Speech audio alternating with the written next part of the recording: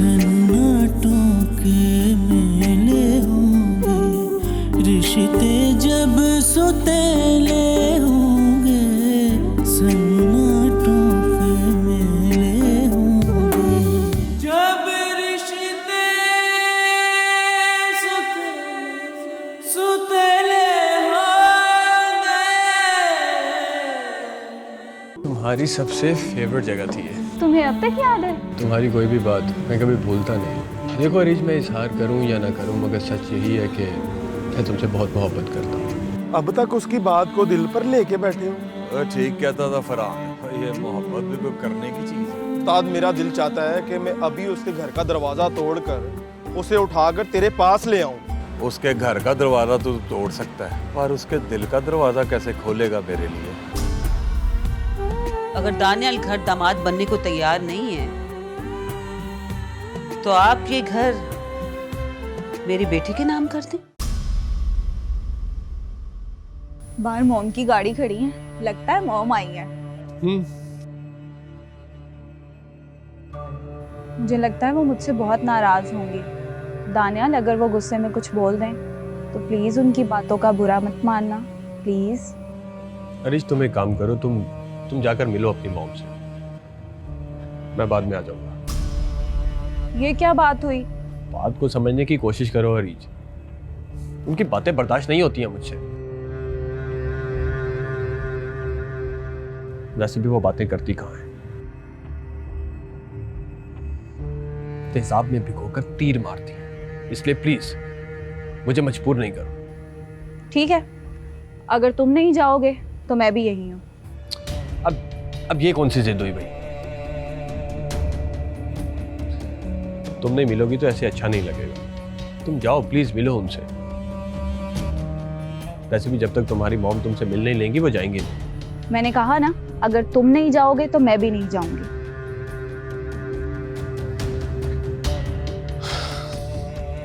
Okay? सच?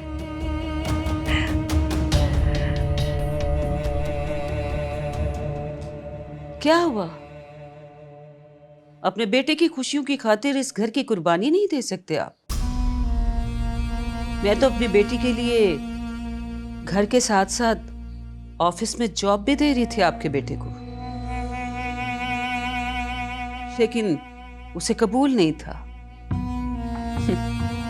छोटी छोटी सी बातों पर गैरत जाग जाती है उसकी। एनीवेज, मैं अब इस टॉपिक पर और बहस नहीं करना चाहती।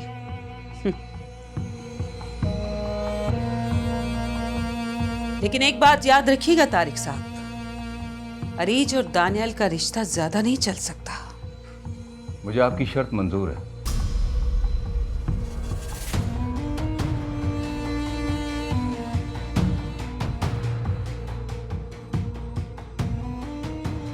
मैं ये घर आपकी बेटी के नाम करने के लिए तैयार हूं। अगर ऐसा करने से मेरे बेटे की जिंदगी में खुशियां वापस आ सकती हैं तो मैं ये कुर्बानी देने के लिए तैयार हूं। ये हुई ना बात। मुझे यकीन था जो शख्स सारी जिंदगी एक मजबूत चट्टान की तरह अपने कदमों पर खड़ा रहा हो, वो अपनी औलाद की खुशियों की खातिर जरूर टूटेगा। क्या करूं, औलाद है मेरी, और औलाद की खुशियों के लिए बहुत कुछ कुर्बान करना पड़ता है। मगर ये बात हर कोई नहीं समझ सकता। खैर, मेरी भी एक शर्त है। इस बात की खबर दानियाल को नहीं होनी चाहिए, वरना वो मुझे ऐसा करने नहीं देगा। ठीक है, फिर आप अरीज के नाम घर के पेपर्स तैयार करवा लें, बाकी मामला मैं खुद संभाल लूंगी। मामा, सॉरी मामा, मैं आपको बताए बगैर यहाँ आ गई थी। अच्छा किया तुम आ गई, मुझे तुमसे जरूरी बात करनी है। अरीज बेटा, अपनी मामा को अपने रूम में ले जाओ ताकि ये तसल्ली से आपके साथ बात कर सके।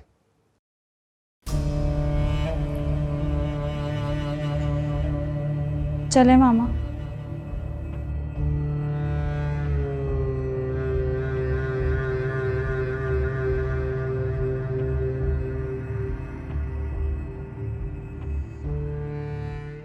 और दानियाल, कैसा रहा तुम्हारा डिनर? अच्छा था अबू। अच्छा था।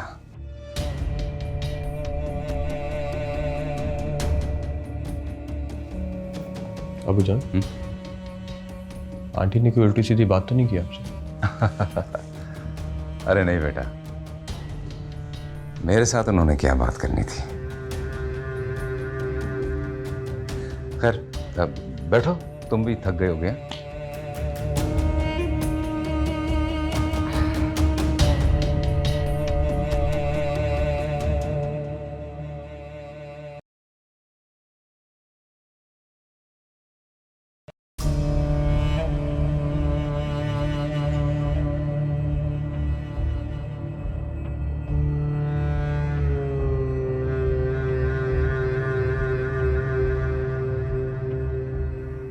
ये तुमने अच्छा नहीं किया रीच।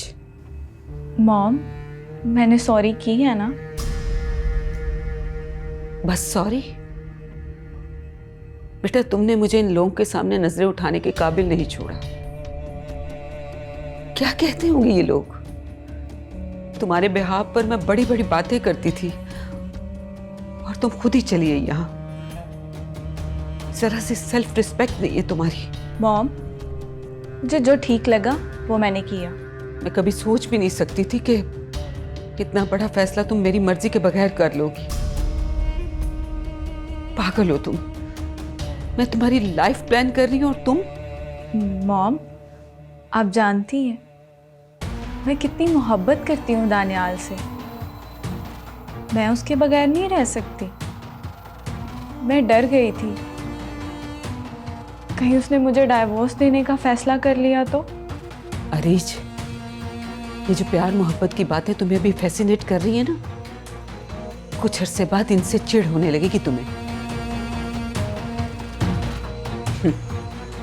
तुम नहीं जानती इन लोगों को, लेकिन मैं बहुत अच्छी तरह जानती हूँ इन्हें।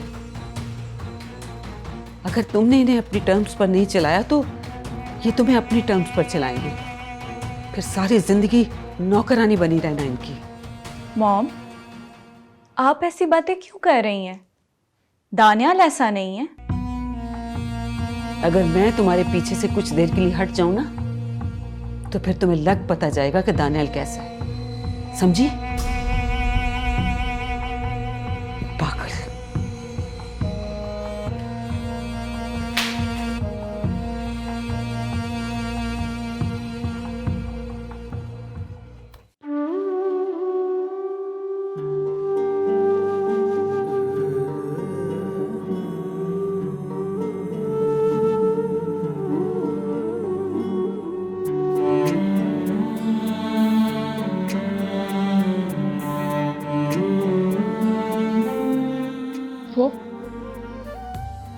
वो बाबा जान से नाराज़ हैं आप? भला मैं कैसे भाई साहब से नाराज़ हो सकती हूँ? कभी एहसानों के नीचे दबा हुआ इंसान अपने मौसम से नाराज़ हो सकता है? तुम तो जानती हो कि मैं और भाई साहब सगे बहन भाई नहीं हैं। हमारा बाप तो एक था, मगर मेरी माँ बाहर के ख़ानदान की थी, इसलिए मेरे बाप के ख़ानदान ने कभी उसे वो इज़्ज़त नहीं दी जो उसका हक है और हक था। मगर बाबा साहब की मौत के बाद भाई साहब ने मुझे वो इज़्ज़त दी, वो मकाम दिया जो एक बहन का, सगी बहन का होता है। कभी नहीं जताया कि मैं सौतेली हूँ, मगर सच तो यही है ना तानिया कि मैं सौतेली हूँ और मुझसे यही गलती हुई कि मैं अपनी हकीकत भूल गई। वो इस वक्त ऐसी बातें क्यों कर रही हैं आप? बेटा, जब इंसान अपनी हैसियत भूल जाए ना तो वो चोट खाता है, बड़ी चोट, जैसे मैंने खाई।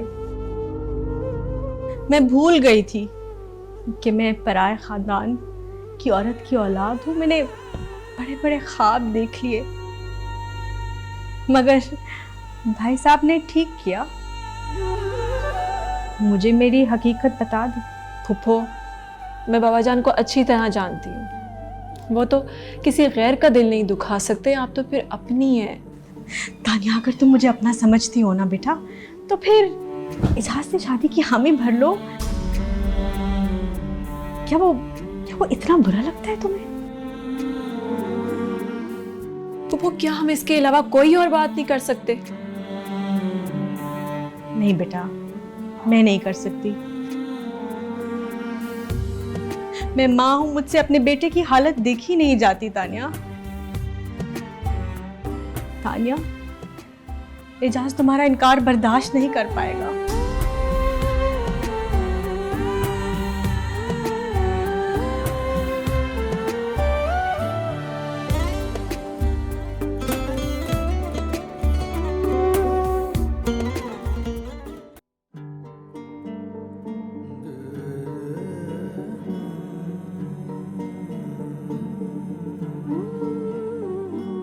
ये तुमने मुझे किस आजमाइश में डाल दिया है मेरे मौला। मैं सिकंदर जैसे इंसान से अपनी बेटी कैसे ब्याह सकती हूँ? मैं उसे इनकार भी कैसे कर सकती हूँ? अगर वो हमारा दुश्मन हो गया तो?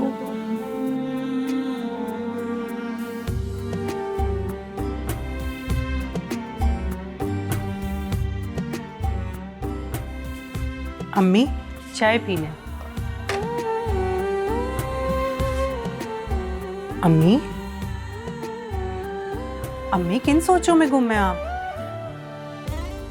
कुछ नहीं बेटा, किसी सोच में नहीं। आप जब से सिकंदर के घर से आई हैं ऐसी ही बैठी हैं और किसी और की तरफ मिठाई देने भी नहीं गई। अम्मी क्या बात है, ऐसा क्या हुआ है, बताएं ना मुझे।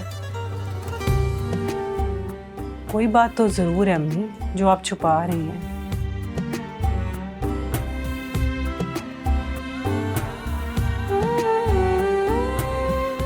अम्मा, ये मिठाई किस खुशी में आई?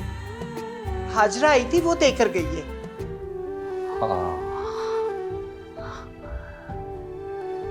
खाई है ना तूने? मजे की थी ना? नहीं, अच्छी थी। उसकी बेटी की मंगनी हुई ना, इस खुशी में लेकर आई थी।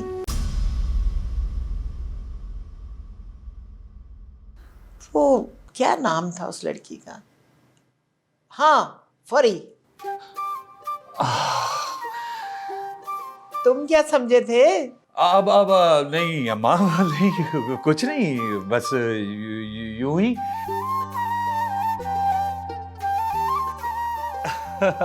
नहीं, अच्छी थी, बहुत अच्छी थी।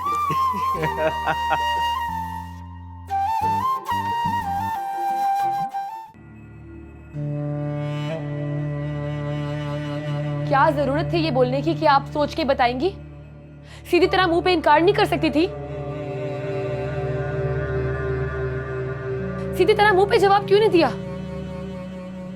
कैसे देती हैं आप जवाब? और ये सब आप ही की वजह से तो हो रहा है।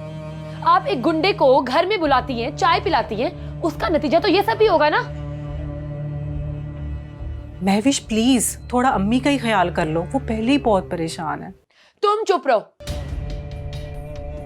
अम्मा, अब आपको वहां पे कोई जवाब देने की जरूरत नहीं है। इनफैक्ट आपको वहां पे जाने की भी जरूरत नहीं है। प्लीज कम से कम इतनी सी मेरी बात जरूर मान लीजिएगा।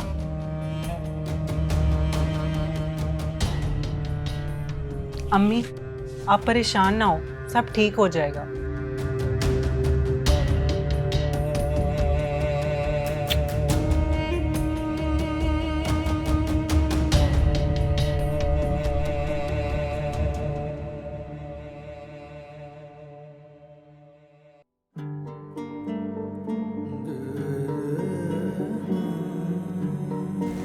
तानिया, अगर तुम मुझे अपना समझती हो ना बेटा, तो फिर एजाज से शादी की हामी भर लो। क्या वो इतना बुरा लगता है तुम्हें? मैं माँ हूं, मुझसे अपने बेटे की हालत देखी नहीं जाती तानिया। तानिया, एजाज तुम्हारा इनकार बर्दाश्त नहीं कर पाएगा।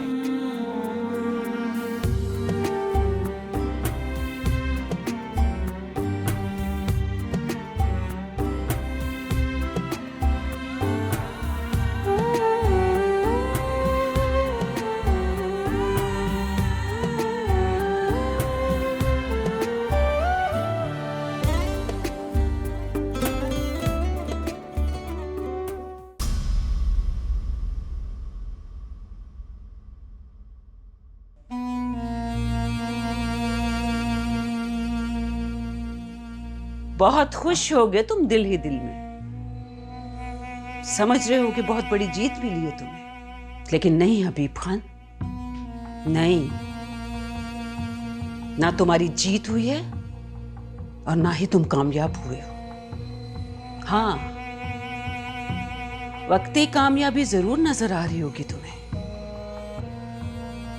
लेकिन याद रखना, होगा वही जो मैं चाहूंगी। एक बात तो बताओ निगत बेगम, ये तुम ऐसी बातें सोच कैसे लेती हो? मेरी कभी भी ये ख्वाहिश नहीं है कि मैं जिंदगी में तुम्हें कभी हारा हुआ देखूं। मुझे तो तुम्हारी लंबी नाक और अकड़ी हुई गर्दन से प्यार है। मैं ये नहीं चाहता कि जिंदगी में तुम्हें कभी भी हार देखनी पड़े, मगर बेटी की खुशियों का कत्ल करके अगर तुम जीत भी गई तो उस जीत का जश्न कैसे मनाओगी? हो सकता है कि तुम्हारे दिल में मेरे लिए नफरत हो, मगर मुझे पूरा यकीन है कि अपनी बेटी के लिए तो तुम्हारे दिल में नफरत नहीं हो सकती। तुम्हें तो खुश होना चाहिए कि वो अपने घर वापस चली गई है। वो घर मेरी बेटी की शान के मुताबिक होता ना, तो मैं उसे जाने से कभी भी न रोकती, लेकिन वो 2 कमरों का घर मेरी बेटी का घर कभी नहीं हो सकता, कभी नहीं। उस 2 कमरों के घर का इंतखाब तुम्हारी बेटी ने खुद किया है, तुम्हें उसकी ख्वाहिश का एहतराम करना चाहिए। मुझे क्या करना चाहिए और क्या नहीं, मैं अच्छी तरह जानती हूँ। तुम्हारे मशवरे की जरूरत नहीं है मुझे। अभी भी वक्त है तुम्हारे पास निगत बेगम, खुद को बदल लो, वरना एक दिन बहुत पछताओगी जब तुम्हारे पास कोई भी अपना रिश्ता ना रहा। तो क्या करोगी इतने बड़े घर का? घर रिश्तों से खाली हो जाए ना तो तन्हाई से भर जाते। अभी भी वक्त है, बदल लो खुद को प्लीज, वरना तुम्हारे पास पछतावे के सिवा कुछ नहीं बचेगा। निगत नाम है मेरा हबीब खान, और सबको अपने हिसाब से बदलना आता है मुझे। तुम देखना, एक दिन सब कुछ बदल के दिखाऊंगी मैं तुम्हें, सब कुछ।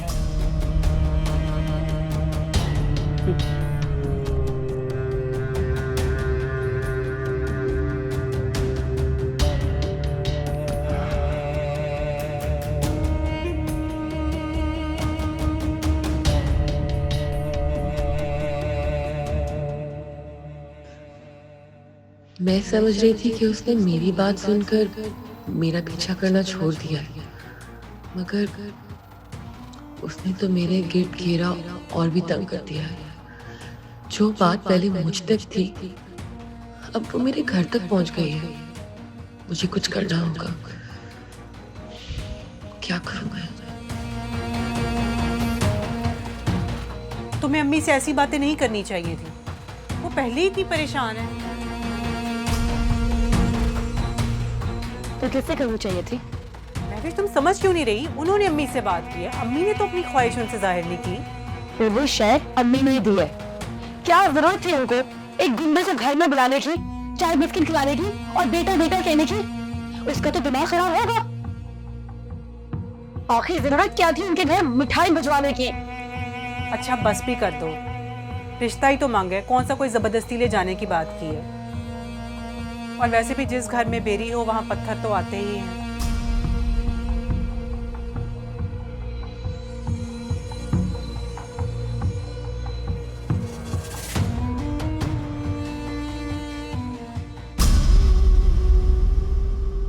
मैंने इसे साफ साफ मना क्यों नहीं कर दिया?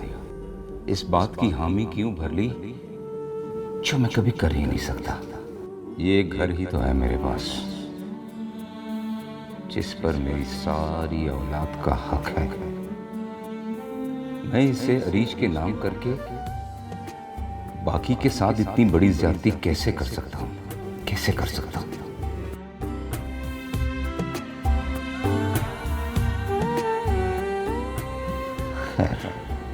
जुबान दे चुका हूं। अब चाहे कुछ भी हो, मुझे अपनी जुबान की लाज तो रखनी ही है।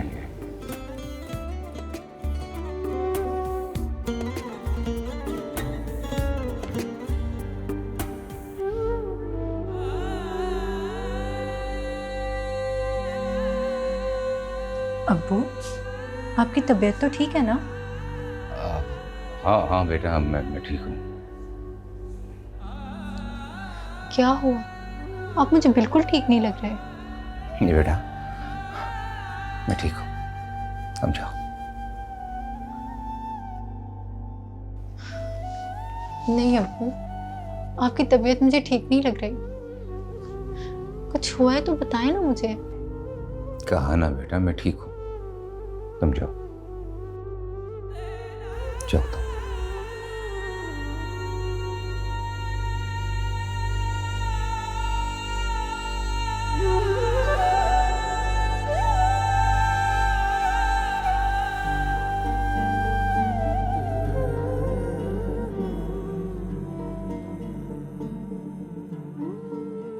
बेटा मैं ठीक हूं, तुम जाओ, जाओ तुम।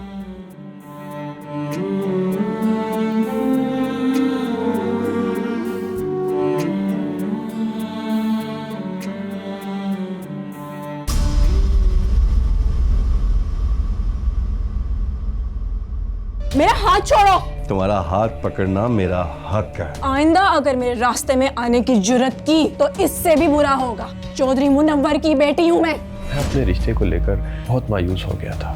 इंसान भी कितना बेवकूफ़ है ना, जिससे मोहब्बत करता है कभी कभी उससे ही जिद लगा लेता है। तानिया बेटा, खुदा का वास्ता भाई साहब को ना बताना। फूफो, अगर आपकी इज्जत का ख्याल ना होता तो उसे दोबारा इस घर में कदम रखने की भी इजाजत ना होती। सन्नाटों के मेले होंगे, रिश्ते जब सुतेले होंगे।